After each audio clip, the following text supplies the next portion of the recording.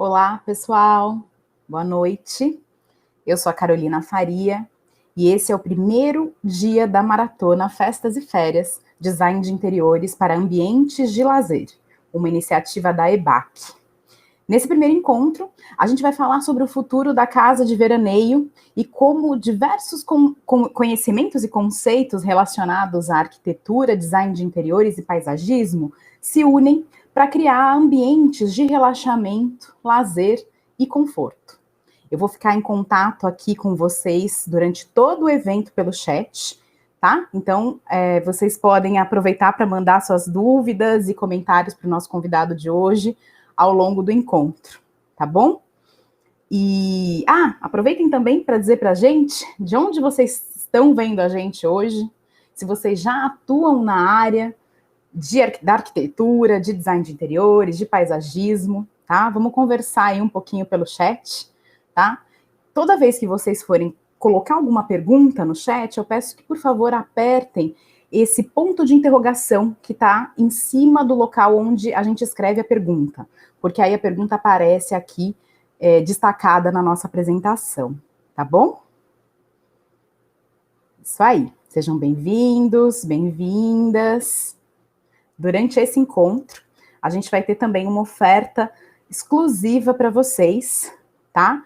Então, aproveitem, fiquem ligados. Se vocês aí tiverem já curiosidade para saber o que é só clicar nesse nosso botão, clique aqui vermelho em cima da tela para saber do que se trata, tá bom? Mas logo mais eu trago mais informações, tá? Olha só, Elis, boa noite, de Cascavel. Boa noite, Andrei, Manaus, Mariana, de Cotia, leiga na área. Mariana, eu também sou e estou aqui na expectativa, porque acho que esse bate-papo vai ser muito incrível. Boa noite, Ana. Ana Cláudia, de São Paulo, estudante de design de interiores, muito bom. Lençóis. Boa noite, Kátia Paulo, de Salvador, Bahia. Que legal, olha, a Leandra faz engenharia civil, tem um escritório, faz faculdade de arquitetura, ela é engenheira civil e faz faculdade de arquitetura. Kátia de Belo Horizonte. Muito legal, gente, que bom. Cheguem aí, se apresentem, conversem um pouquinho com a gente, tragam informações sobre vocês, que vai ser bacana aí trocar hoje com o nosso convidado, tá bom? Pessoal, a EBAC é uma escola de arte e tecnologia baseada em São Paulo, que oferece cursos de iniciação, especialização e bacharelado nos formatos presencial, online ou híbrido. 90% dos projetos desenvolvidos nos nossos cursos, eles são baseados em necessidades reais de empresas parceiras da EBAC. E 100% dos nossos professores são profissionais de grande destaque no mercado. O grande diferencial da EBAC são os professores, a alta qualidade dos professores e os cursos, ao mesmo tempo, focados na prática e de conteúdo muito aprofundado, né? A EBAC tem alguns cursos que te ajudam a se especializar em diferentes vertentes do design. Na área de paisagismo, por exemplo, uma área complementar ao design de interiores e arquitetura, o nosso curso online é desenvolvido pelo paisagista Maurício Prada, responsável pela criação de projetos paisagísticos de grande porte, como o William Grant Cayman, a Casa Tegra, Casa Cor, e entre espaços com mais de 15 mil metros e jardins residenciais, atendendo clientes em território nacional e internacional. Então, eu vou mostrar um videozinho curtinho aqui para vocês conhecerem um pouco mais desse curso. Olhem só. Ter contato dia a dia com a natureza, poder criar composições, poder inovar, mexer com um ser vivo que evolui dia a dia e poder ainda com isso poder dar qualidade de vida às pessoas.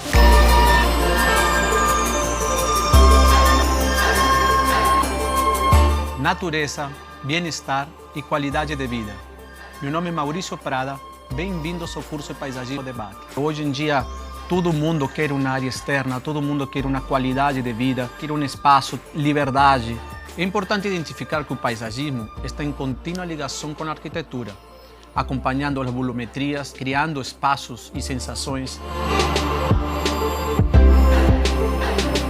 Não é um curso técnico, é um curso dirigido para todo tipo de pessoa que queira ter contato com a natureza. Para o arquiteto que não tem noção para onde ir e como começar esta profissão, vamos ir ao campo, aprendendo, olhando, falando com fornecedores, falando com botânicos, falando com os principais arquitetos do Brasil, para vocês entenderem o laço, o nexo que temos de arquitetura com o paisagismo, com botânica, com preparação de solo, com pragas, com coisas que vêm depois da execução do jardim.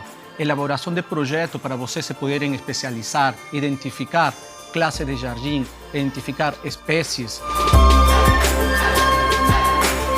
É preparar o aluno para que saia pronto para o mercado, que tenha um entendimento de projeto, um entendimento de conceito. O aluno vai sair com um portfólio para poder entrar no mercado de trabalho, para poder abrir portas em um escritório, estagiar e aprender mais profundamente, que foi como eu fiz. Então o jardim evolui, o jardim muda, o jardim cresce, o jardim, o que eu falo, vai tomando com o tempo muita personalidade. É uma profissão fascinante com a qual você está continuamente envolvido com a natureza.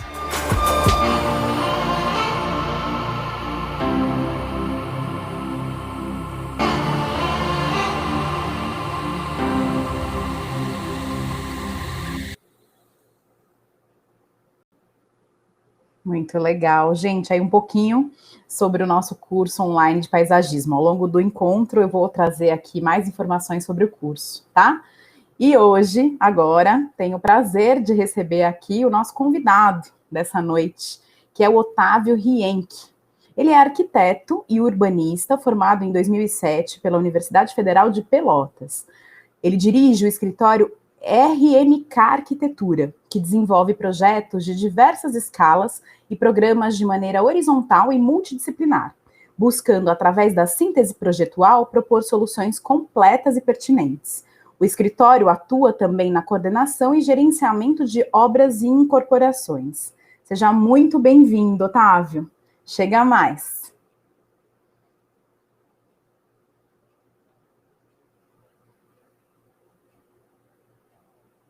Otávio está entrando, já. Olá! E aí, Carolina, boa noite. Tudo bom, Otávio? Tudo bem? Boa noite. Seja muito bem-vindo. Obrigado. Boa noite a todos os participantes aí que estão acompanhando. E agradecer a oportunidade de mostrar o nosso trabalho e de tentar contribuir de alguma forma com o pessoal que busca aprender e se especializar na área. Muito bom. Em nome da EBAC também agradeço muito você ter aceito o nosso convite e estar aqui com a gente nessa maratona que encerra a nossa programação de eventos online do ano também. Por isso que ela tem esse caráter festivo aí, já chamando as festas e as férias, né? Então, pessoal, eu tenho aqui algumas perguntas para o Otávio, mas ele também está aqui aberto para responder as perguntas que vocês trouxerem ao longo do encontro. Então, só para lembrar, se vocês forem escrever alguma pergunta, por favor, cliquem nesse ponto de interrogação que aparece em cima do local onde vocês vão digitar a pergunta, que aí ela fica destacada aqui para a gente, tá? Então, olha só, Otávio, esse chat está super animado hoje, tem gente de vários locais do Brasil, olha só, Goiânia agora, muito bom, tem arquitetos, estudantes, tem designers de interiores, tá? Tem pessoal com uma formação aí bem ampla nessa área, tão fascinante aí que a gente vai conversar um pouquinho hoje. Então, para a gente esquentar o bate-papo, eu vou te pedir para você contar um pouquinho sobre a sua trajetória profissional e dos projetos que você vem desenvolvendo aí atualmente. Pode ser? Claro, muito bem. Na verdade, eu sou nascido e formado em Pelotas, que é uma cidade que está a 250 quilômetros ao sul de Porto Alegre, uma cidade de 350 mil habitantes, mais ou menos. Eu formei em 2007 e desde então a gente começa a atuar, na verdade, o nosso escritório atua em diversas áreas, arquitetura comercial, industrial, residencial. A gente não é especializado em nenhuma tipologia exclusiva, mas a partir de 2008, 2009, logo que a gente iniciou nossa atuação, o mercado residencial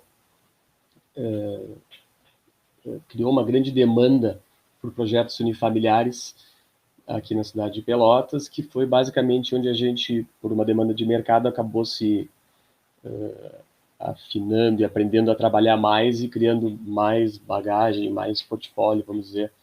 Nesse sentido, assim, a gente atua basicamente hoje em arquitetura residencial de padrão de médio a alto. A gente tem atuação fora de Pelotas também, a gente tem obras em Porto Alegre, Santa Catarina, tem obra fora do Brasil. Basicamente, nisso que virou praticamente o DNA do escritório, que é projetar arquitetura residencial. Basicamente por aí.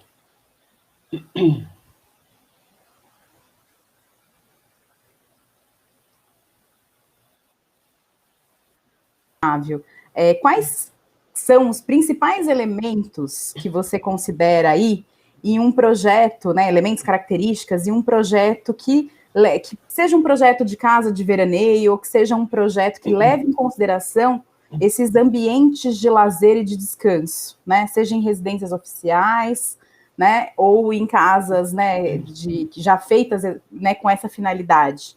O que você, na tua percepção, quais são as principais características desses espaços? Claro.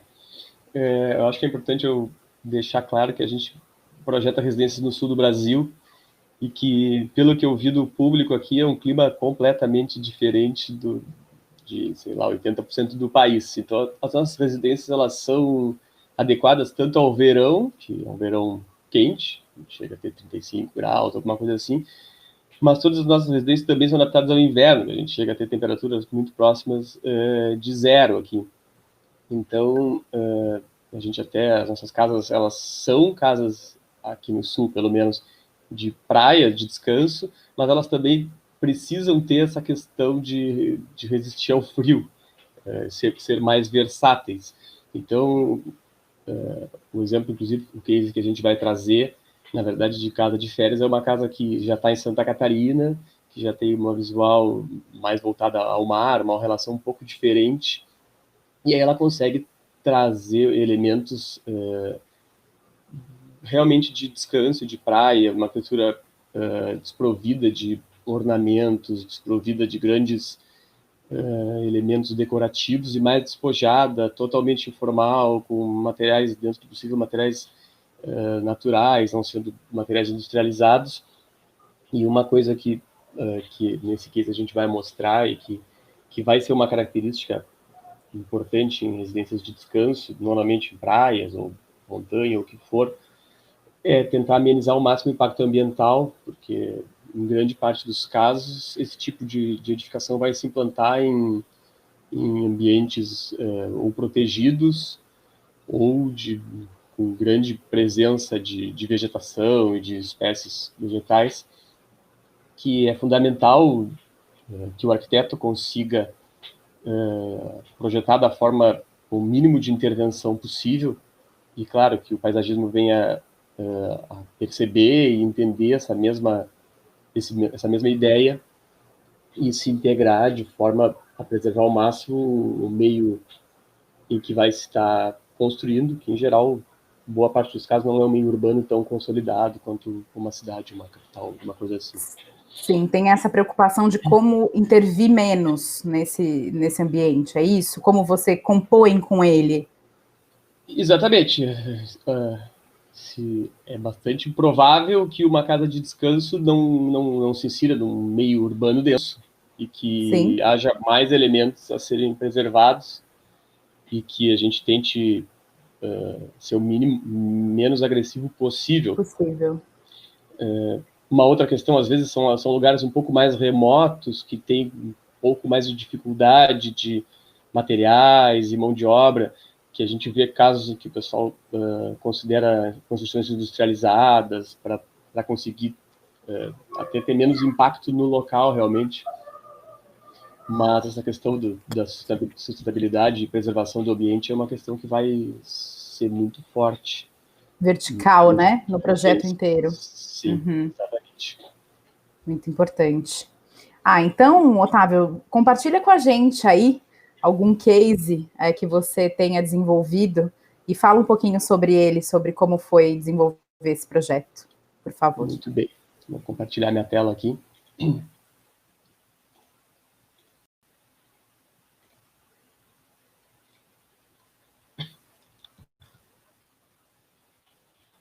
Tá vendo, Carolina? Que eu não estou mais vendo.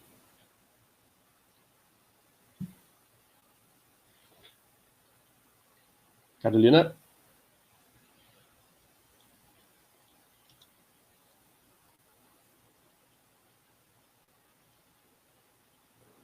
Tá? A gente tá vendo, tá tudo certo. Carolina? Oi, Otávio, tá me ouvindo? Chegou a ver? Tá vendo a minha tela? Tô vendo sua tela. E você tá me ouvindo? Bom. Ah, não, agora eu tô ouvindo. Agora eu ouvi de novo. Tá bom, tá tudo certinho, pode seguir. Beleza. Então, essa foi uma encomenda de um cliente nosso de Pelotas, que ele adquiriu uma área em Garopaba, em Santa Catarina, uma cidade um pouco abaixo de Florianópolis, na Praia da Silveira. Tá? Na verdade, são 2 casas para renda, para locação, que ele pretende trabalhar com Airbnb, e uma casa para ele. Tá? Seria uma casa de moradia em Santa Catarina. Então, aqui, basicamente, a gente está falando, reiterando nosso escritório, o que a gente trabalha, e eu vou passar para a apresentação. Então, estaria Garopaba, ao sul de Florianópolis. A gente tem uma gleba no morro, com visuais para o mar, que eu vou mostrar a seguir. E a gente tem um terreno de 2.500 metros, que isso já é uma questão que... essa questão da sustentabilidade, da preservação do ambiente vai mostrar bastante. Pela legislação local, a gente só pode construir 2.500 metros, 15% da área do lote. Então, a gente tem uma taxa de ocupação que nos torna a ocupação muito restrita. Então, esse já é um ponto que nos leva a entender que a gente está num local mais sensível e que a gente deve buscar estratégias de menor intervenção. A gente marcou aqui a posição do terreno, onde o terreno se encontra no morro, e a Praia da Silveira é uma praia relativamente pequena, que tem morro nas 2 extremidades, aqui dá para ver. A gente está mais ou menos centrado com a visual de toda a praia. Aqui a gente está mostrando a questão dos aclives, que foram uma questão relevante no nosso estudo, e aqui já está o lote, que a gente, claro, essa questão da declividade e do terreno acidentado vai ser bem impactante no projeto. Então, a gente vai mostrar que, desde o início, essa questão de como tratar o terreno foi uma questão bastante relevante. Aqui começou o nosso estudo de implantação das residências. Tá? A gente tinha uma topografia existente, a gente precisava criar uma via de acesso às 3 casas, a gente precisava definir cotas, e a gente precisava aterrar algumas regiões onde haveria construção. Então, essas variáveis foram tudo sendo conciliadas ao decorrer do projeto. A gente partiu de uma cota que a gente fosse conseguir garantir a melhor vista possível do mar, atendendo à legislação vigente, claro, que também nos limita em altura, e a gente queria uma solução que tivesse o mínimo impacto possível em movimentações de terra. Então, a gente faz um corte no terreno, que a gente desenha taludes, muros de contenção em pedra. Esse corte que a gente realizou para construir a via, a gente usa para aterrar outros espaços que estão contidos nesses muros para conseguir posicionar as residências. E, incrivelmente, assim, a gente estudou bastante a forma de implantar e tudo, a gente chegou numa movimentação de terra aqui muito próxima a zero, ou em termos de projeto zero. Então, tudo que a gente cortou de terra para conseguir uma via de acesso plana na cota de acesso da via, que estaria aqui em cima, a gente empurrou, vamos dizer assim, para esses espaços onde a gente foi acomodar a edificação, que a gente conteve com os arrimos e acomoda a edificação. Então, basicamente, essa é a implantação das casas no lote. A gente pegou a cota mais alta, a gente cortou o terreno e entrou numa via plana. E aí a gente trabalha com as garagens, essa aqui seria uma planta de cobertura, tá?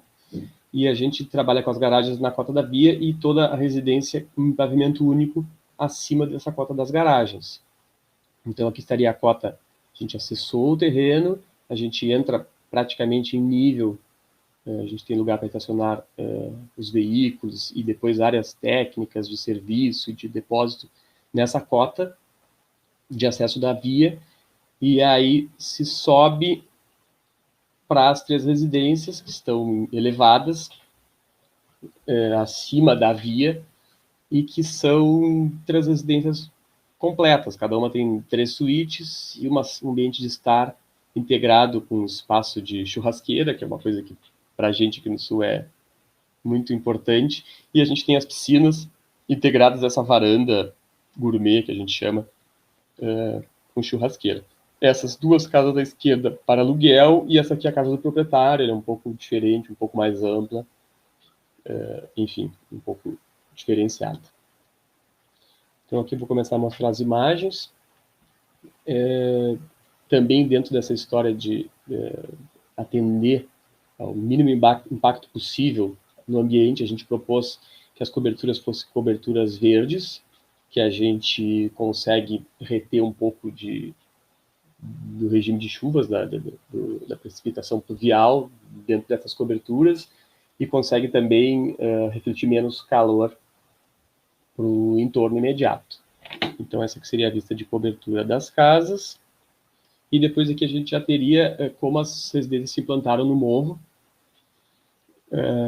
Está sempre bem nítido aqui esses muros de pedra que contém o arrimo que a gente eliminou da via de acesso e que apoia tanto essas residências, que se apoiam em balanço, que a gente chama, se projetam para além desses planos, quanto as próprias piscinas, que também se apoiam nesses arrimos e se projetam sobre o mar, assim, praticamente. Depois a gente vai mostrar as visuais da obra hoje, e elas estão com a visual totalmente aberta ao mar.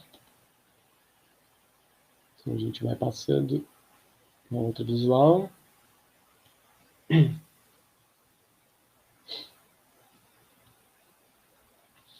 Essa vista lateral já dá mais uma ideia da nossa intervenção no terreno, que tem um muro de arrimo que conteve o muro que vinha descendo, a gente corta o muro, cria essa via de acesso e contém com esses planos de pedra onde a gente edifica.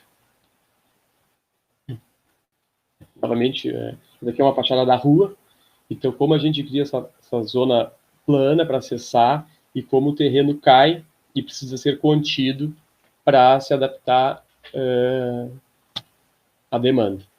Aqui, novamente, a via de acesso, o muro de arrimo que contém o morro, a escavação e os muros de arrimo que vão conter o aterro e acomodar o programa de necessidades.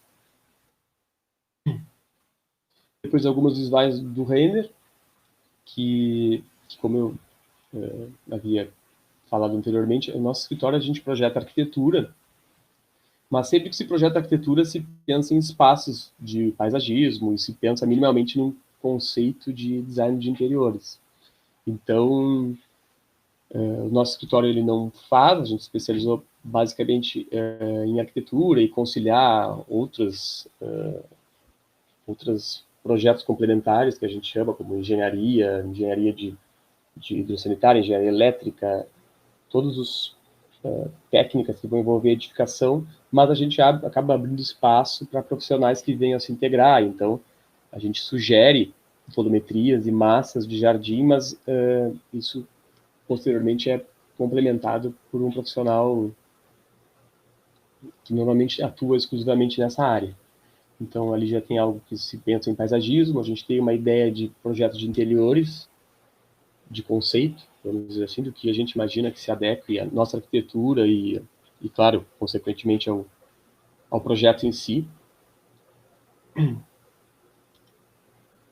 Essa foi a vista que a gente projetou e que agora vai ficar mais claro que a gente está conseguindo se aproximar dela. Essa é a obra em nível atual de construção, as fotos devem ter 15 dias. Então, esses seriam os decks. Aqui estaria a piscina, na minha mãozinha do mouse aqui. E essa é a visual que a gente, claro, trabalhou com elementos que nos auxiliaram para projeto de testar a cota, testar alturas, testar todas as visuais, que, claro, resultou no que a gente imaginava realmente. Aqui estão as piscinas, aqui, com uma estrutura onde vão se apoiar os decks, e que realmente está voando, está se debruça sobre o mar. Enfim. Essa aqui é uma foto da primeira casa, a casa do cliente em si, sendo construída no morro, que também ela se integra à paisagem, não chega a ser algo, uma escala inadequada ou algo agressivo à paisagem, então ela fica camuflada e escondida pela vegetação no morro, que é algo que nos interessa também. E aqui mais uma imagem da vista. Toda a região do deck, com a churrasqueira, um pergolado para criar uma zona de sombras e convívio externo, e a piscina praticamente voando sobre o terreno. Esse aqui é um visual da cozinha. A casa é toda essa questão do conceito dos materiais mais brutos, né? A gente tem muito concreto aparente, em estado natural dele, que a gente vai usar. A gente tem muita madeira, que é um material que perfeitamente se integra à natureza, não é um material industrializado, um porcelanato, algo assim. Aqui, onde a gente vê concreto aparente, é realmente o que vai ficar, com todos os nós da madeira e todas as características inerentes ao material. E aqui está outra vista, da piscina já, praticamente. Que incrível. Essa é... A gente que é acostumado a projetar longe do mar, é uma situação bem interessante, realmente. E desafiadora, porque envolvia outros elementos de topografia e de toda a legislação e todas as questões. É um desafio estrutural grande, porque as casas estão, boa parte delas em balanço sobre o morro, mas que a gente está bem satisfeito com o resultado que a gente está alcançando, como as coisas vêm caminhando. Demais. Eu posso voltar, Carolina, posso... Pode parar, parar de compartilhar. E eu já vou trazer aqui também algumas observações do nosso chat. A Raila falou assim, que fantástico o projeto. Olha só, acho que é Geslia. Gente, incrível. Como fazer essa estruturação para essa parte quase que pela metade suspensa? Por isso a gente precisa de parceiros. A gente tem o conhecimento prévio de engenharia, mas a gente tem escritórios que atuam conosco há alguns anos e que a gente confia e que fazem todo o trabalho de verificação e dimensionamento e projeto realmente das estruturas para conseguir a gente atingir o nosso objetivo. Para ser possível. Exatamente. Olha, o Antônio falou, fantástico, essa interação com a natureza sempre são projetos bonitos. Evandro, ousado projeto, sensacional, muito bom. Eu vou trazer aqui uma pergunta na nossa tela. Olha só, Otávio. A Leandra Antunes pergunta assim, qual o software utilizado na modelagem da topografia? Na verdade, a gente recebeu a topografia, o levantamento planimétrico de um escritório especializado da região. A gente recebeu as curvas de nível em AutoCAD, que é um software CAD. A gente incorporou no nosso software de projeto, que é o Revit, que é um software BIM, que a gente chama, e que ele trabalha em 3D. Então, a gente desenha as curvas de nível, como elas estão levantadas no sítio, e modela e cria o terreno em 3D perfeitamente, como ele foi levantado. E é isso que nos possibilitou conseguir ter uma métrica precisa de quanto a gente estava cortando de terreno e quanto a gente estava usando para aterro. Então, esse software a gente trabalha há 5 anos no escritório, é o que tem de melhor hoje para arquitetura, esse software de BIM, ele é de modelagem 3D realmente, ele não é um software de desenho. E foi fundamental para a gente conseguir implantar as casas, ajustar a cota, ajustar a implantação de via e mensurar volumes de movimentação de terra. Muito bom. Olha só, tem mais uma pergunta sobre software. Acho que você já acabou dizendo, né? Ana Cláudia pergunta, qual software vocês utilizam no escritório? A gente utiliza alguns. Então, nesse caso, a gente usou o AutoCAD, a gente para retirar as informações do levantamento altimétrico, a gente usou modelagem em Revit e a gente usou 3D Max para renderização. 3D Max para renderização e Photoshop para finalização das imagens. São muitos softwares, na verdade. Muitos, né? Que vão se complementando, né? Vão se complementando. Primeira vez que eu vi a imagem, eu falei, mas essa não é uma foto? já não está pronto? Muito bom, muito bom. Tantas possibilidades, né? Enfim, acho que para o cliente isso é bem importante também, né? Essa noção aí desse projeto 3D, como que traz, né? Essa modelagem traz uma perspectiva para o cliente, né, Otávio? O que você acha? Esse software é um caminho sem volta, assim, que para um arquiteto é um conhecimento quase básico, assim, hoje que provavelmente para design de móveis também hajam softwares específicos, mas que a representação 2D está muito próxima da obsolescência, que tudo está passando por modelagem tridimensional e geração de vistas para representação e desenho técnico. Então, é o caminho, né? É um conhecimento básico, exatamente. Sim. Vou trazer mais uma pergunta aqui, Otávio, da Raila. Quais dificuldades apareceram no decorrer da obra e como foi resolvido? Como está sendo, né? Para dizer a verdade, eu não fui, o escritório não foi ainda em loco verificar a obra, porque a obra começou no início do ano passado e entrou a pandemia e a gente acabou não viajando, a gente acabou não saindo de Pelotas. Então, tem uma equipe, tem um engenheiro responsável pela execução da obra, que está fazendo a execução junto com o proprietário, que mora lá, e a gente acompanha fornecendo desenhos complementares e alguma informação para compatibilizar os projetos. Na verdade, a obra está transcorrendo dentro da normalidade, assim, os projetos, a gente é bem criterioso no escritório para fazer a compatibilização de todos os elementos envolvidos, então compatibilização de arquitetura, com estrutura, com instalações. Então, a princípio, a obra está transcorrendo dentro da normalidade, assim, tá muito tranquila. Que bom. Vou trazer mais uma perguntinha também sobre esse projeto. A Priscila pergunta, essa cobertura verde impacta muito no orçamento?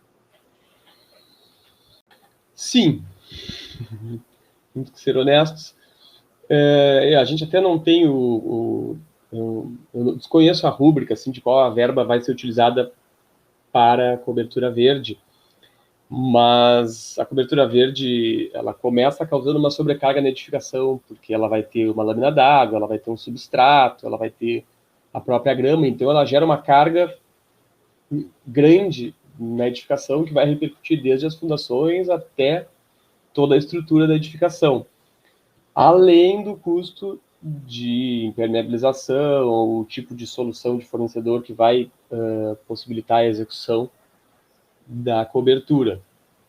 Então, não dá para dizer que é uma solução econômica, porque é uma solução sofisticada, do ponto de vista construtivo, e altamente eficiente, do ponto de vista ambiental e paisagístico, mas que cobra seu preço de plantação e, consequentemente, algum custo de manutenção, minimamente. Ótimo. Olha só. Geslia pergunta assim: a aprovação da disposição dos cômodos que normalmente são feitos nas fases preliminares, você apresentou os layouts em 2D ou 3D? Dada a dificuldade de 3D é maior, né, para a fase de escolhas. Na verdade, a gente apresentou para o cliente exatamente da forma como eu estou apresentando nesse momento. A gente no escritório prefere investir um pouco mais na produção e desenvolvimento da apresentação e finalização para aumentar o nosso poder de convencimento e até o próprio entendimento do cliente do que a gente imagina ao final, de qual é o nosso resultado conceitual, estético, formal,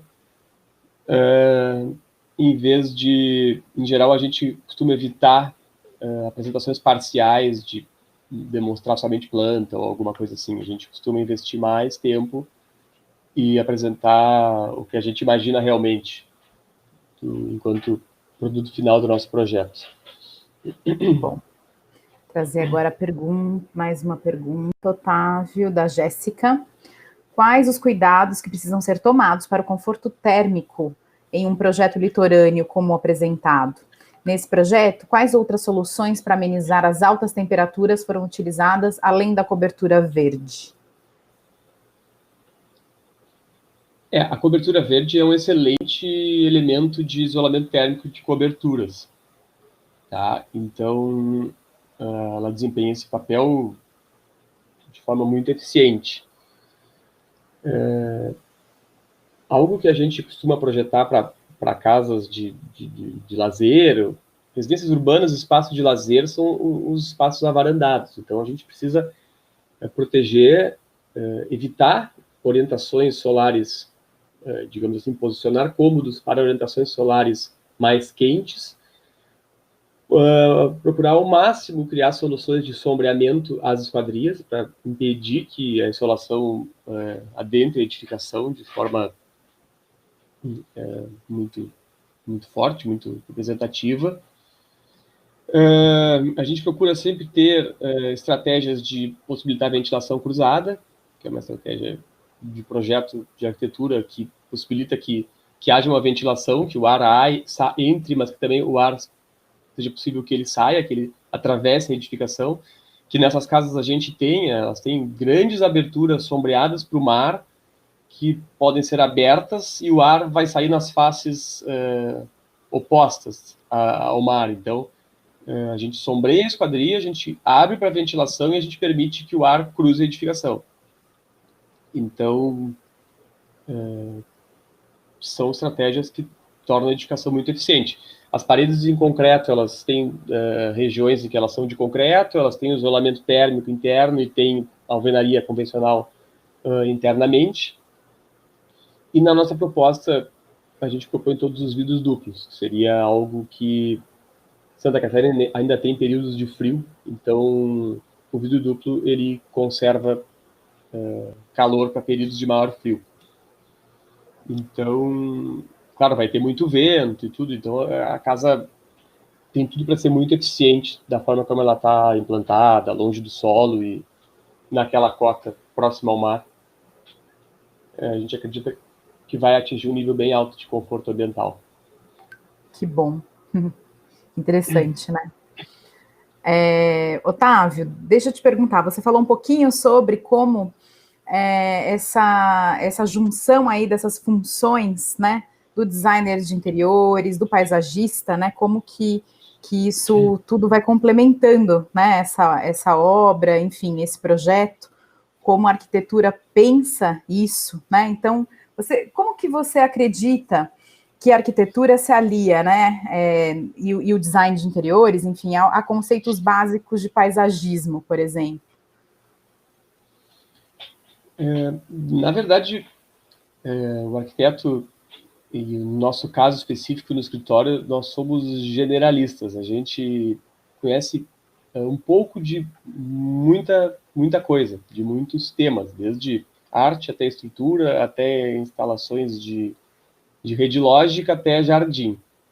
Então, quando a gente conduz a implantação do projeto, quando a gente conduz um conceito do que a gente imagina, a gente vai abrindo espaço para que esses outros profissionais venham a se incorporar ao nosso trabalho.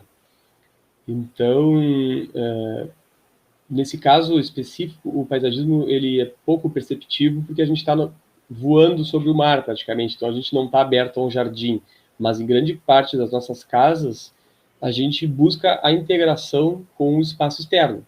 A gente busca extrapolar o espaço interno das 4 paredes de uma residência e se abrir sempre a um espaço iluminado, ventilado, bonito de jardim.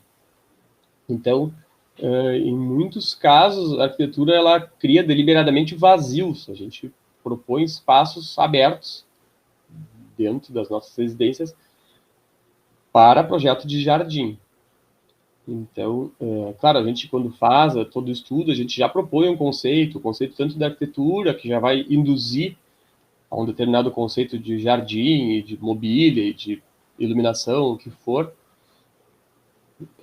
E aí a gente tem alguns profissionais que a gente costuma ter uma afinidade e que entendem o nosso modo de projetar e compactam as nossas ideias. E para nós é muito importante e muito interessante que venham se a somar ao processo, porque a gente trabalha com arquitetura de mais alto padrão, então o nível de exigência é maior e o nível de conhecimentos específicos de cada tema vai aumentando também. Então a gente do escritório optou por não realizar esses trabalhos e vir a somar com parceiros que sejam especializados, que sejam especialistas nas demais áreas. E, claro, a gente sempre trabalha compatibilizando, então toda a compatibilização e condução, o arquiteto participa, a gente interfere, muitas vezes o paisagista ou o projetista de interiores interfere na arquitetura.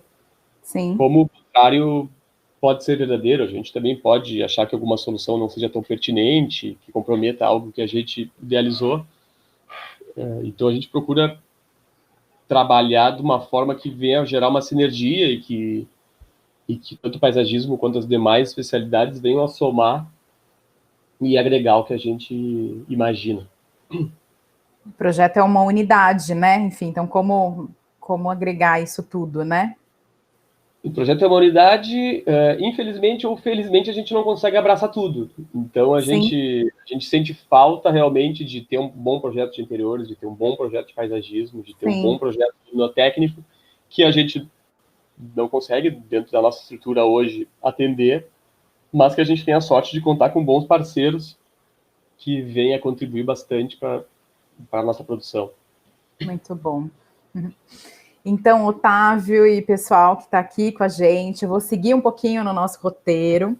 A gente já tem mais perguntas, mas eu vou trazer aí num próximo bloco para o Otávio.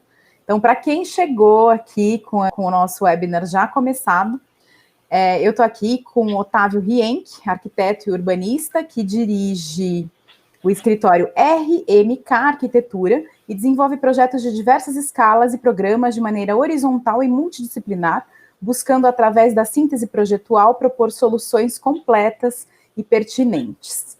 Então, se você tem vontade de explorar aí alguns caminhos nesse universo fascinante do design e da arquitetura, você precisa conhecer um pouquinho mais do nosso curso online de paisagismo, que vai te deixar pronto para criar aí o Jardim dos Sonhos, aplicando todo o conhecimento adquirido. Então, vou mostrar um pouquinho mais do curso para vocês e logo mais eu volto aqui com o Otávio. Olhem só. Você vai ser preparado para desenvolver projetos para os mais diversos ambientes, residências, condomínios, praças públicas, jardins públicos e privados, até monumentos históricos. Você vai aprender a utilizar o desenho técnico em planta baixa, aquarela e recursos de softwares para exemplificar suas ideias para o projeto antes da execução. Você vai aprender sobre diversos estilos de paisagismo ao redor do mundo e conhecer mais sobre a sua matéria-prima mais importante, as espécies de plantas. E, além do conhecimento técnico, você vai sair desse curso com uma excelente bagagem cultural também. Você vai aprender a negociar e lidar com fornecedores e clientes, escolher as plantas certas para o seu projeto e as melhores formas de fazer uma apresentação. Então, não fiquem passando vontade aí. Chegou a hora da gente falar dessa nossa oferta exclusiva, especialmente para vocês que estão acompanhando aqui a nossa maratona de design de interiores, festas e férias. Então, a gente oferece hoje um desconto exclusivo de 50% no valor total do curso de paisagismo, para você se especializar na área. É só clicar nesse botão, clique aqui, vermelho, que aparece nessa tarja verde aí na nossa tela, para você aproveitar e garantir esse desconto especial. Fiquem tranquilos e tranquilas que esse clique não te inscreve automaticamente no curso. É só uma forma da gente permanecer em contato com você, você garantir esse desconto, e aí a gente pode poder tirar suas dúvidas sobre a carreira, sobre o curso, tá bom? Então, aproveitem que o link expira nas próximas horas, tá? Então, vou voltar aqui com o Otávio. A gente seguir para o nosso segundo bloco. Essa próxima pergunta, acho que você acabou respondendo um pouquinho antes, né? Que é essa relação de parceria com o designer de interiores e com o paisagista, né? Durante o desenvolvimento do projeto. Você disse que nem sempre isso que vocês recomendam, né? Que o cliente contrate esses profissionais, mas nem sempre é possível vocês trabalharem nessa parceria com uma equipe completa. Como que é isso, Otávio? Na verdade, nem sempre há essa contratação completa. O mais comum atualmente é que haja. Então, há o projeto arquitetônico que é realizado e é aprovado, e na maioria dos casos, atualmente, o cliente contrata um escritório para projetar os interiores e um outro escritório para projeto de paisagismo. Claro, há várias linhas de pensamento e estilos, vamos dizer assim, tanto de arquitetura quanto das demais áreas. Então, a gente procura indicar profissionais que se afinem mais à nossa linha de pensamento, para que seja algo positivo, que seja algo que some ao nosso trabalho. Então, a gente procura indicar alguns parceiros que a gente costuma trabalhando repetidamente e que entendem a nossa forma de ver as coisas e de propor as coisas. E não que daqui a pouco... Oi, não, desculpa te interromper. Eu só queria complementar. Quando que esses profissionais entram no momento da obra e do projeto? Em que momento? Se é que há essa contratação, né, deles, quando que... Na maioria dos casos, após a aprovação do projeto arquitetônico. Uhum. Então, a gente faz um estudo preliminar, que é quando a gente apresenta algo do tipo que eu apresentei agora. Há uma aprovação, a gente faz todo o desenvolvimento técnico, que aí envolve o engenheiro estrutural e os demais engenheiros de infraestruturas anexas à edificação, acessórias, vamos dizer assim, que a gente compatibiliza, uma vez a gente tem esse conjunto de informações da edificação, é o ponto mais comum em que são contratados paisagismo e projetos interiores, e é o mais recomendado também, que esses projetos sejam desenvolvidos em sequência e que potencialmente algumas adaptações e compatibilizações ainda possam vir a ser feitas durante o nosso projeto de detalhamento do projeto arquitetônico. Ótimo. Vou trazer aqui uma pergunta do chat. Olha só, Ana Júlia pergunta assim: o uso dos, será que eu sei dizer essa palavra? Muxarabis, é isso? Muxarabis?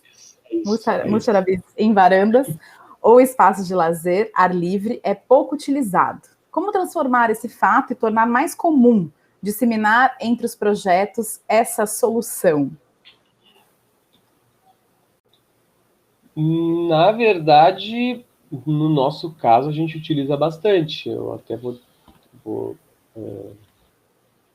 Vou discordar um pouco da pergunta, de certa forma, a partir do nosso ponto de vista. O nosso escritório propõe muitas soluções de sombreamento, apesar do fato da gente se inserir numa região fria do Brasil. Se a gente projetasse em São Paulo, no Rio de Janeiro ou no Ceará, é bastante provável que áreas de sombreamento fossem a tônica do nosso trabalho, que os muxarabis ou pergolados, eles são uma solução excelente porque eles combinam transparência e opacidade ou sombreamento. Então, eles não são coberturas opacas que vão escurecer os ambientes, mas eles permitem um percentual que é passível de projeto, que o arquiteto controla, um percentual de transparência para controlar nível de sombra e controlar nível de iluminação ambiental. Então, a gente usa muito, a gente procura usar ao máximo fazer uso dessa solução de sombreamento para ambientes externos e continuidade do ambiente interno, avarandados ou balanços, o que seja, que protejam a edificação de insolação excessiva e crie espaços sombreados, habitáveis, externos aos limites da edificação. Muito bom. Olha só. Trazer mais uma pergunta aqui, Otávio, da Maria Beatriz. Quanto ao processo criativo, como ele é feito pelo escritório e como ele é alinhado ao desejo do cliente?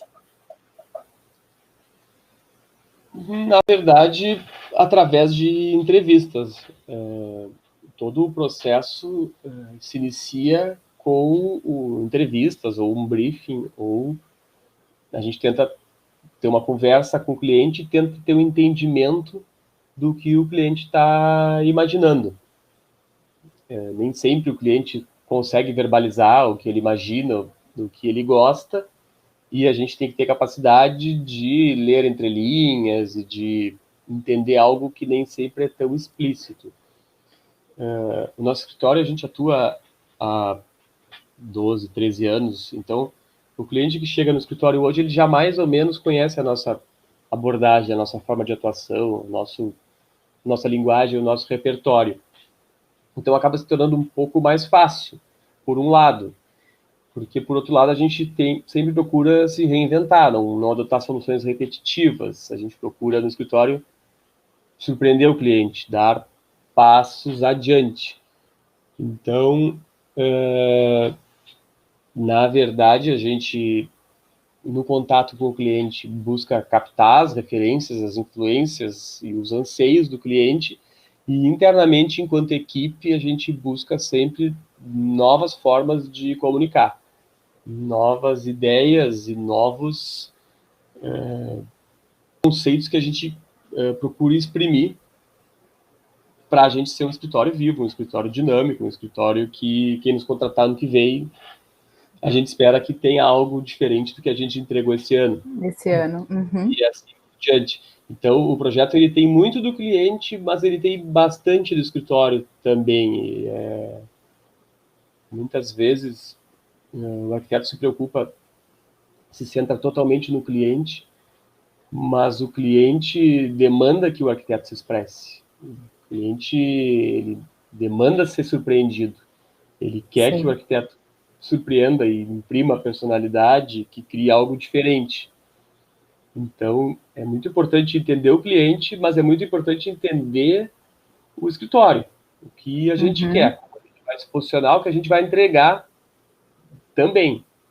Porque é isso que o cliente quer da gente, na verdade. O cliente busca a nossa linguagem, a nossa assinatura. Então, a gente tem que ser fiel ao que a gente acredita, mas a gente tem que caminhar, a gente tem que ir em frente. Sim.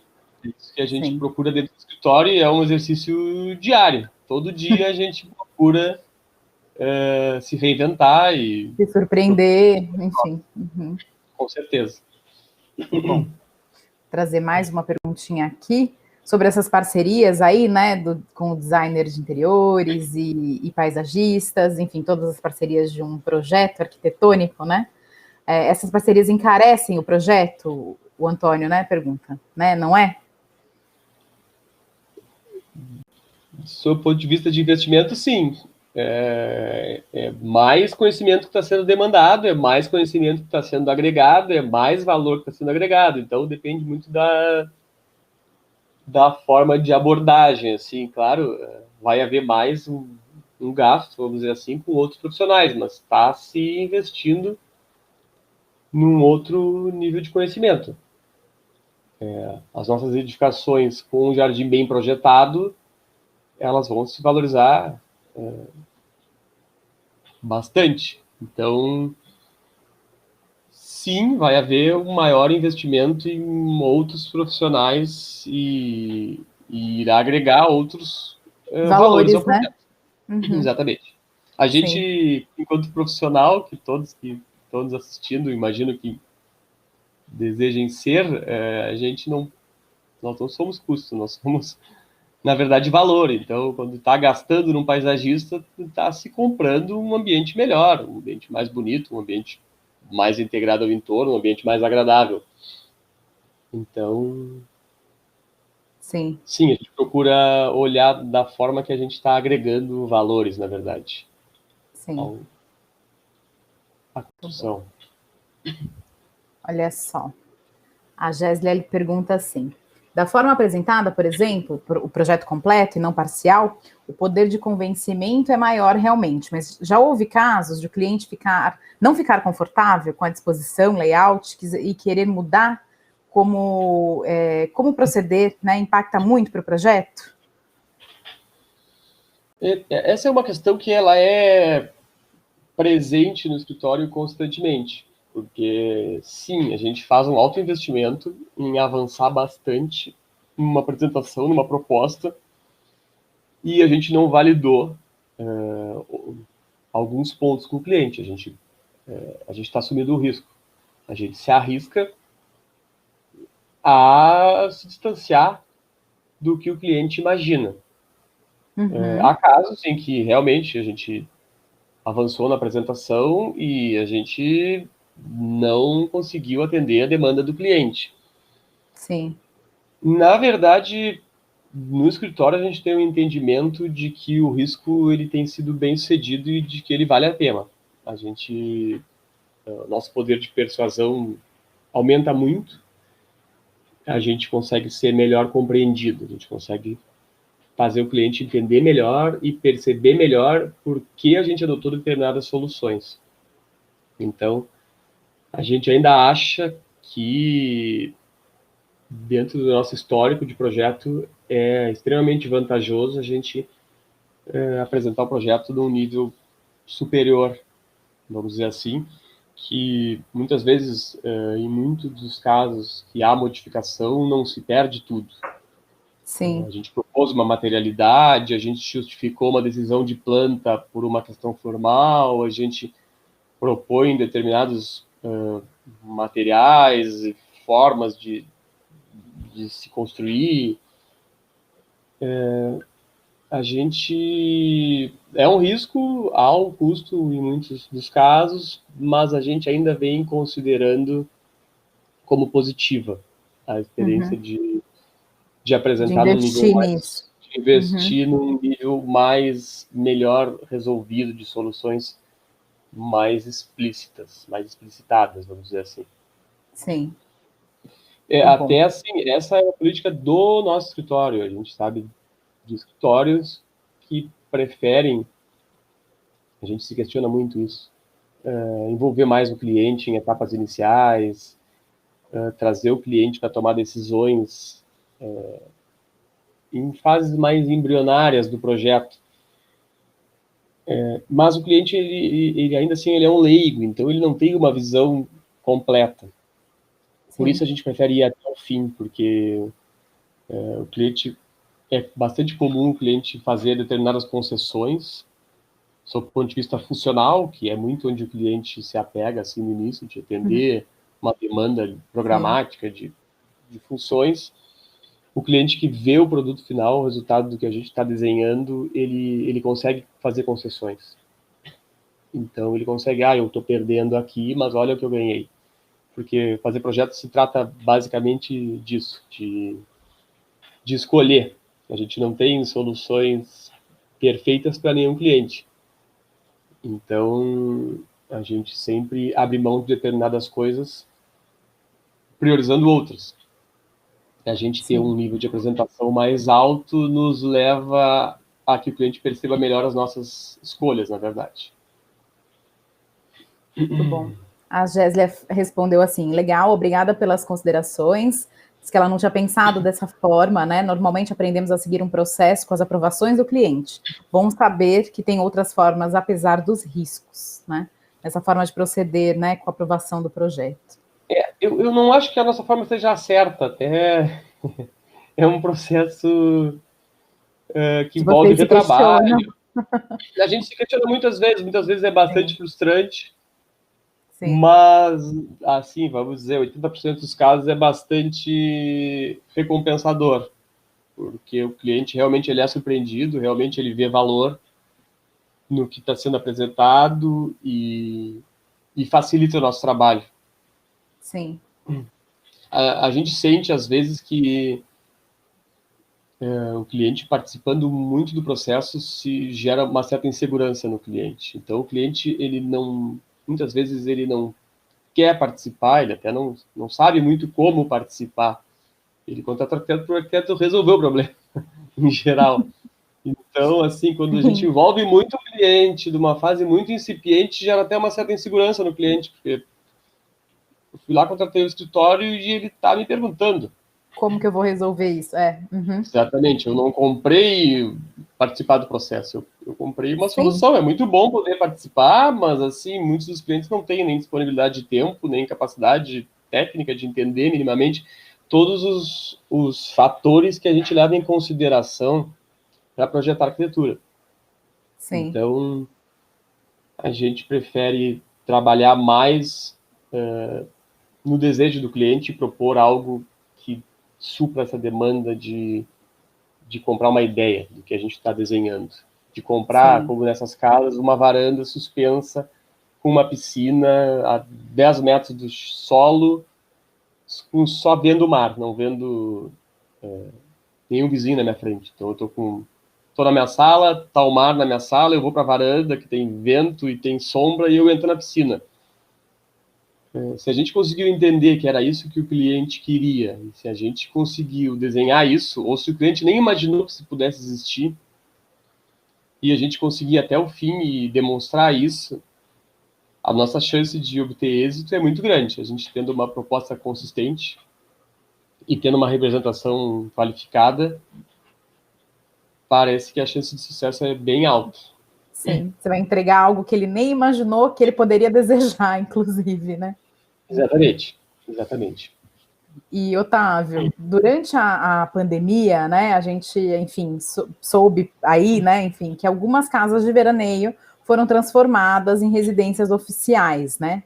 Quais, enfim, você chegou a trabalhar em algum desses tipos de projeto? E quais principais mudanças e adequações que você viu esses espaços sofrerem, assim? Bom, a gente atua basicamente em Pelotas, que não é exatamente uma região litorânea ou com tantos atrativos para residências de lazer. Então, na verdade, essa não foi uma pauta para a gente não está em Paraty, sei lá, o cara tinha uma casa em Paraty ou alguma praia do litoral paulista em que ele vai se mudar, vai sair de São Paulo e vai passar a trabalhar e habitar essa casa. Então, essa não foi a gente vê que tem bastante, mas no nosso caso específico, essa não é uma realidade. O que a gente tem absorvido é a questão das nossas próprias residências, cada vez mais a demanda por espaços de trabalho. Então, não é uma casa de final de semana, é uma casa de moradia, mas um espaço de trabalho qualificado e quase que sendo o protagonista das casas, muitas vezes vem sendo uma demanda. A gente tem um case específico na pandemia, que a gente tem uns clientes em Porto Alegre, eles são advogados, trabalham no edifício corporativo de uma avenida em Porto Alegre, moram em Porto Alegre, em apartamentos, e optaram por se mudar para uma cidade próxima, que é Eldorado do Sul, que é uma cidade na beira do Lago Guaíba e que tem condomínios.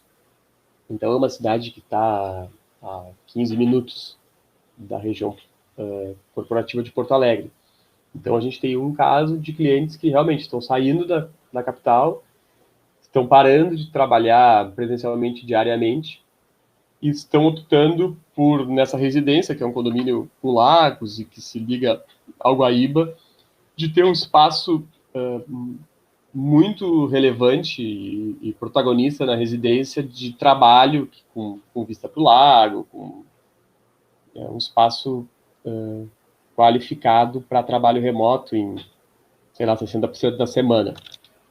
Uhum. Então, basicamente, o que nos tocou na pandemia foi melhorar os espaços de trabalho nas residências, e a gente percebe esse mercado que a gente percebe em São Paulo também, de alguém que vai morar numa cidade menor, que vai morar numa cidade litorânea, que vai morar na Serra, e sei lá, tá 1 hora de São Paulo, São Paulo é uma realidade um pouco diferente da nossa, mas daqui a pouco ele tá 1 hora de São Paulo, que parece perto, e ele vai a São Paulo 2 vezes por semana. A gente tem visto isso de escritórios de arquitetura que a gente acompanha. Sim. Isso parece realmente ser uma realidade,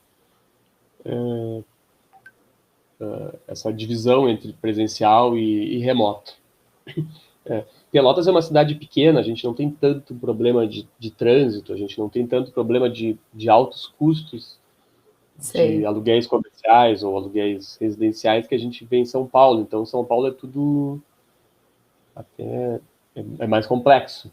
Então, são mais horas em trânsito, o aluguel da laje corporativa é mais alto, eu estou mais longe do trabalho. Então, essas questões aparentemente fazem muito sentido e devem ser questões irreversíveis para cidades capitais ou cidades maiores. Pelotas, a sensação é de que impacta de forma muito menor. Uhum. Sim.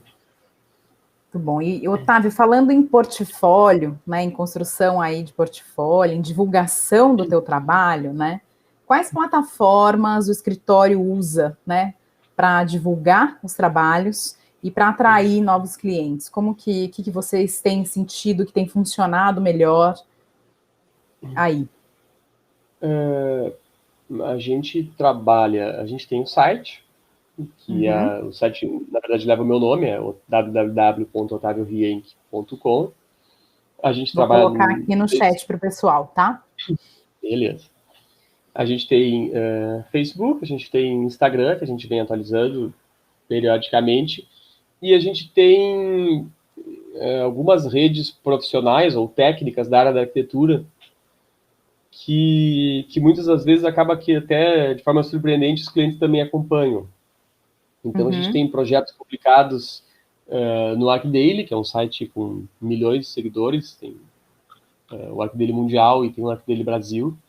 A gente tem o Plataforma Arquitetura, que é um site chileno, que na América Latina ele é muito forte também. E depois a gente tem algumas publicações em Casa Vogue, em revistas da grande mídia, vamos dizer assim, mais conhecidas, e que também repercutem no nosso trabalho. Na verdade, o nosso ofício ele é muito do boca a boca, então acaba que a gente percebe que o que dá mais resultado são as nossas relações com os nossos clientes, com os nossos... O cliente chama o próximo, né? O cliente chama o próximo, a gente está distante do centro do país, então a gente acaba ficando restrito ao nosso território aqui, Porto Alegre, Santa Catarina, alguma coisa assim. Infelizmente, na verdade, mas a gente acaba não conseguindo, apesar das redes sociais, acessar mercados maiores, com muito mais, na verdade, tem muito mais oferta de profissionais, então fica tudo muito mais distante para a gente. Sim. Ah, muito legal. Daqui a pouquinho a gente já vai encaminhar aqui para o final do evento, mas eu queria te perguntar, você trouxe mais um case aí de vocês do escritório, não trouxe? A gente organizei, na verdade eu trouxe a própria apresentação que a gente apresentou o projeto para os clientes, para esse casal que morava no apartamento em Porto Alegre, trabalha em Porto Alegre e construir uma residência num condomínio em Eldorado. Ótimo. Então, eu vou compartilhar minha tela de novo aqui, vou passar. Maravilha.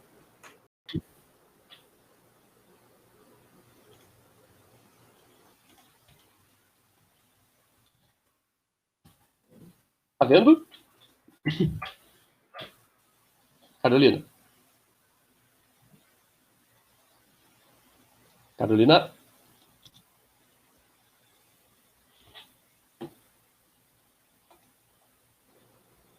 Oi. Tá me ouvindo, Otávio? A gente tá vendo sim, tá? Ah, Tudo tá, certo. não volto que eu fico com medo, fica tudo silencioso, eu fico com medo. Então, essa é mais um modelo de apresentação de como a gente apresenta os nossos projetos no escritório, tá? Os clientes e o condomínio em Eldorado do Sul, Eldorado Ilhas Parque, que é um condomínio na margem do Lago Guaíba. Basicamente, essa é a implantação, aqui está os limites do terreno, e aqui está a forma como a gente implanta a casa no lote. Nesse projeto específico, é perceptível que a gente cria vazios, a gente cria espaços de jardim. Então, a gente já está, de certa forma, conduzindo a que haja uma participação, um complemento de projetistas de jardim e paisagismo. Então, nessa casa específica, a gente cria uma espécie de pátio interno para conseguir ter mais êxito na iluminação e ventilação das áreas de edificação. Então, basicamente, seria a planta baixa do térreo, e a gente tem no pavimento superior já algo que vem a ser o nosso, estou marcando aqui com a mãozinha, um espaço de trabalho. A gente tem uma bancada, na verdade, de 7 metros que se abre para esse espaço de jardim interno da edificação, que já está atendendo essa nova demanda dos clientes que estão saindo de Porto Alegre, estão indo para Eldorado e querem um espaço reservado, privativo, com um bom nível de iluminação e visuais agradáveis, e, claro, muito próximo às zonas íntimas ou zonas sociais da residência. Então, essa já é a ideia que a gente foi até o fim novamente e apresentou a residência como um todo.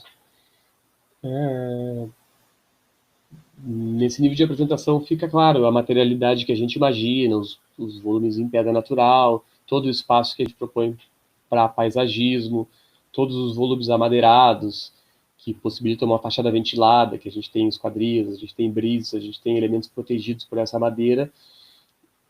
Essas abas em concreto à parede, que a gente realiza o sombreamento das nossas esquadrias. No dia do nosso interesse, a gente projeta para o sombreamento. Então, mais uma vez, a gente está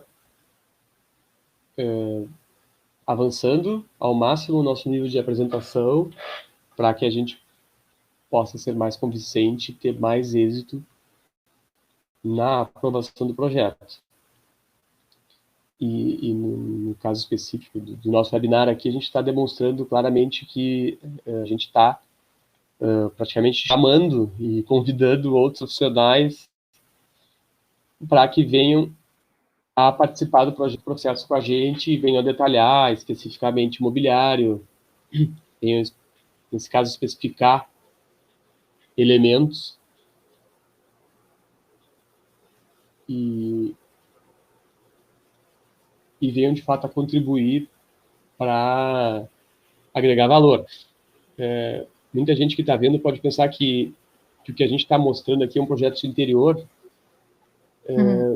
A gente até acha que pode ser, tá? O processo ele praticamente pode ser avançado a partir desse momento, mas o projeto em si vai demandar um detalhamento muito mais intenso e maior de todos os elementos. E realmente a gente insere imobiliários que a gente acredita que estão afinados com o conceito da residência, mas um projetista de interior ele vai especificar peça por peça, realizar orçamento, especificar tecidos, tapeçaria, cortinas, detalhar marcenaria, detalhar granitos, detalhar equipamentos. Então, a nossa ideia é imprimir um conceito de interior que a gente acredita que se adeque à nossa ideia de arquitetura. Isso pode ser, de fato até talvez deva ser, um ponto de partida para o desenvolvimento de interiores. Mas vai ser todo um outro universo, vai demandar todo um conhecimento mais aprofundado do cliente, de realmente entrar no detalhe da mobília, no detalhe de todos os objetos que vão compor a residência.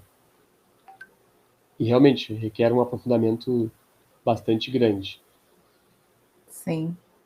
Então, nesse caso, a gente imagina mostrar como a gente busca integrar as nossas residências com o exterior. A gente busca abrir espaço para que o jardim participe da casa.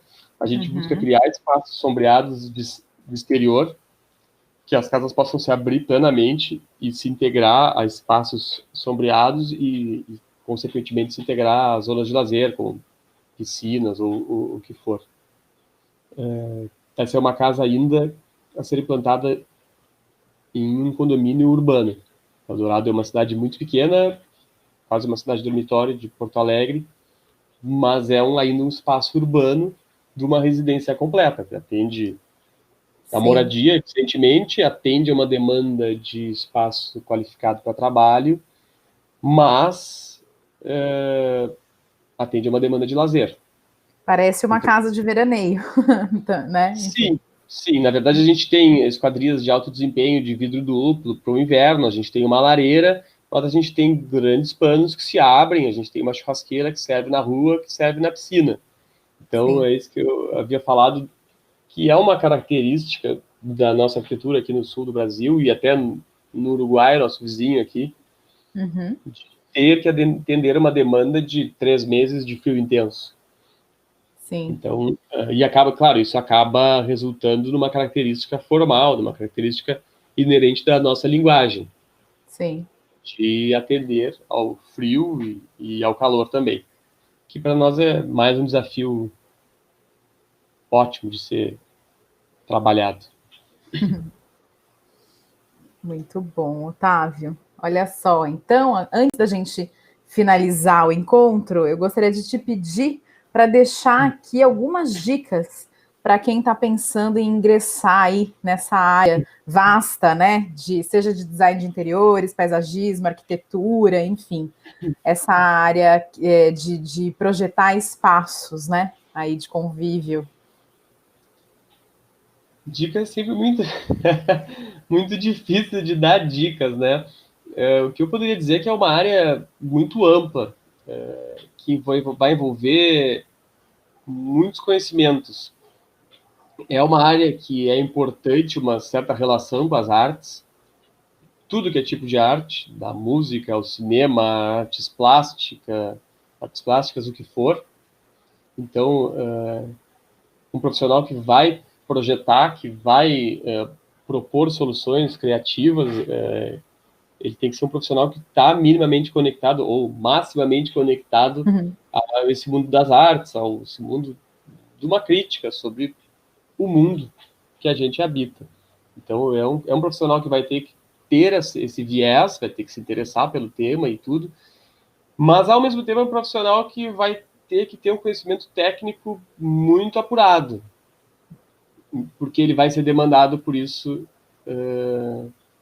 no mercado de trabalho. Então, o cliente não está contratando um artista, está contratando um artista técnico, vamos dizer assim. Um artista técnico, eu ia falar isso. Ele precisa de uma solução de alguém que tem uma visão de mundo específica e tem uma bagagem cultural específica, mas que conheça profundamente as estruturas que regem o produto que se está projetando, os objetos, desde um jardim até uma cadeira, ou uma cozinha. Então, o arquiteto tem que ter uma sensibilidade para absorver as características do entorno, absorver o cliente, imprimir questões pessoais, e ele tem que ter uma capacidade técnica muito grande, porque também ele vai ser bastante demandado. Muito bom. Muito bom articular aí essas duas facetas, né, que às vezes não se conversam. fácil, sim. Mas precisam se conversar. É muito satisfatório, a gente se alegra de atender a demanda dos clientes, de conseguir suprir a demanda, mas a gente é bastante solicitado, a gente é bastante exigido, vamos dizer assim. Sim. Bom, então, pessoal, para aproveitar ainda mais essas dicas, enfim, tudo isso que o Otávio trouxe hoje de conhecimento, de informação para a gente, eu deixo aqui a sugestão para você se inscrever em um dos nossos cursos online, dentro dessa área e vasta de design e arquitetura. Então, hoje, eu estou aqui compartilhando com vocês um pouquinho mais sobre a estrutura do curso de paisagismo, um novo curso online da EBAC. Eu vou trazer mais algumas informaçõezinhas do curso e a gente já volta para se despedir do Otávio. Olhem só. O curso tem mais de 20 horas de conteúdo em videoaulas, divididas em 19 módulos para facilitar o aprendizado. Todas criadas pelo paisagista Maurício Prada, para você acompanhar pelo celular, tablet ou computador no momento que achar mais propício. Você vai colocar o aprendizado em prática através de várias atividades que pode desenvolver no ritmo mais apropriado para você.